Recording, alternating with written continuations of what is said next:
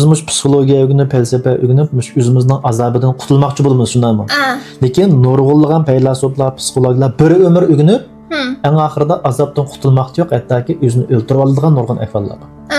Siz bunun tüp sebebini bilemsiniz. Ben özüm neysem ben beş çakbarımını öğrenip, şunun içinde tuncuk kalıvatım ben mümkün de böyleyim. Doğru.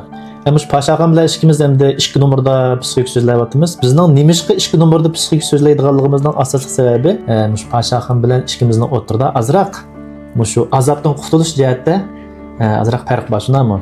Endi biz mush fursatdan foydalanib o'zimizniki ko'z qarashlarini to'rdoshlarga bir tunishtirib olaylik. Bular bizni yaxshi tushunsin. Chunki darsimizga qatnashmamda shunday bir yaxshi tushuncha bo'ldi-ku.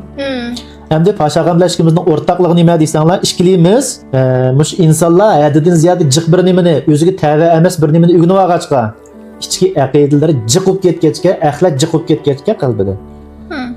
İnsanlar qiynalib azaplandı, qatma-qat salohiyatning ichida tinamay, özlügini yo'qotib qo'ydi deb qaraymiz. Bu jihatda ishkimiz asosiyatdan o'xshash-ku, ortaklığımız. Endi o'xshamaydigan yerimiz ne deysanglar, paşağım bilan. Men aytadilarmanki, mush qalbimizdagi xato aqidalarni, xato ko'z qarashlarni tozalash uchun bizga psixikalik bilim kerak. Bo'libmi, bunda Karl Jondek butun insoniyatning madaniyatini bir yerga ekilib xulosalangan, mushundaq bir o'zining qalbiga bo'lgan tunish lozim. Biz o'zimizning qalbidagi axlatlarni mushundaq psixikalik onglik bilimlar bilan lekin tozalab pokizlay olamiz, ondan ozodlik chiqa olamiz deb manda qarayman. To'g'rimi?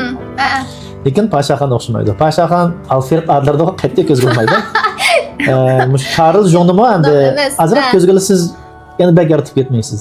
Paşaxonning nazarida endi eng hurmatlaydigan cho'qingan odami o'zi. Paşaxon aytadilarki, har bir odamning hayotidagi dovli, har bir odamning hayotidagi aqida, har bir odamning o'zining hayotidan xulosalaydigan natijasi dovlisi o'xshamaydi. Biz xalqning dovlilarini o'rganib, özümüzün hayatımızga tushmagachga, maskamagachga azoblanamiz. Shuningdek biz ichimizdagi bu axlatlarni özümüz hayotimizni yaxshi yashash orqali, özümüzning davlilarini özümüz tepish orqali andin tozalay olamiz, andin özümüzning oddiy hayotga qaytib kelamiz. U Alfred Adler olamdi, Karl Jung olamdi, hammasi baka özümüzning hayotimizniki natijasi faqat özümüzning hayotini yashash orqali chiqadi deb qaraysiz, shundaymi? Yashab qarayman. Endi men endi shu Paşaxon bilan mundaq bes munozir qilgan sira Paşaxonga bo'lgan mayilligim eshitadi. Bo'libmi bu qiz menga mundaq bir Paşaxon menga mundaq Sindado deb bir kitob so'q qilgan. Bu kitobda aytilishicha, Sindado o'zi shundaq o'yg'ongan, shundaq donishmand bir odamga shogird kirdi. Shundaqmi? Shogird kirdi. Haqiqatan bu Sindadoning ustozi butun dunyodagi bilimlarni biladigan. Shundaqmi? Shu vaqt Sindado mendaq bir gap qildi, menga bek ta'sir qildi. Yaxshi anglanglar. Sindado manda deydi. Ey ustozim, sen haqiqatan bu dunyoning nurg'ulg'an bilimlarini, nurg'ulg'an maytini tunib yetibsan. Men o sendan o'rganyapman. Sen kimdan o'rgangan bu bilimni deganda, bu Sindadoning ustozi nima deydi? Sindadoning ustozi aytadilarki, men o'zimning bu bilimlarimni, bilishlarimni yashab bilgan.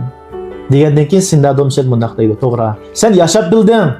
Shunaqqa men har qancha sendan o'rgansammi, shu senchilik o'rganaman. Hem sendek öğrenilişimi mümkün emas.